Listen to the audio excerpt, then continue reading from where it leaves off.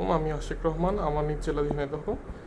আমি এই এমওআইসি কোর্সটি করেছি ডক্টর মিজানুর রহমান এবং ডক্টর পবিত্র স্যারের আন্ডারে।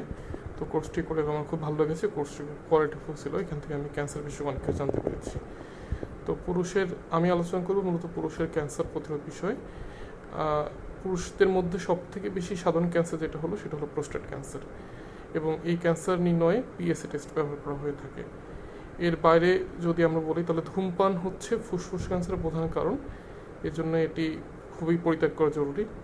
এছাড়া যে টেস্টিকুলার ক্যান্সারটা হয়ে থাকে সেটা সাধারণত 15 থেকে 35 বছর বয়সী পুরুষদের মধ্যে বেশি দেখা দেয়।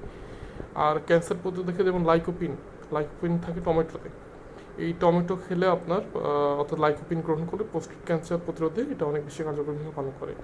এছাড়া শারীরিক ব্যায়াম এবং ওজন নিয়ন্ত্রণ রাখলে সেটা ক্যান্সার প্রতিরোধে সহায়তা করে থাকে।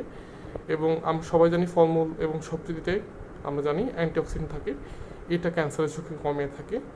এছাড়া প্রক্রিয়াজাত মাংস এবং ট্রান্স ফ্যাট জাতীয় খাবার যেগুলো ক্যান্সার ঝুঁকি বাড়ে সেগুলোও এড়িয়ে চলা উচিত। এবং পর্যাপ্ত পানি গ্রহণ এবং এটা করলে হয় কি শরীর থেকে বিষাক্ত পদার্থগুলো বের হয়ে যায়।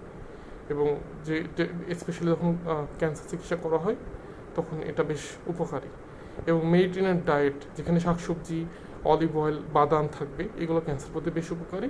এছাড়া যেটা করা যেতে পারে সেটা হচ্ছে নিয়মিত স্বাস্থ্য পরীক্ষা এবং সচেতনতার মাধ্যমে আমরা চাইলে ক্যান্সার প্রতিরোধে পুরুষদের ক্ষেত্রে অনেক বেশি উপকার পাওয়া যেতে পারে। ধন্যবাদ।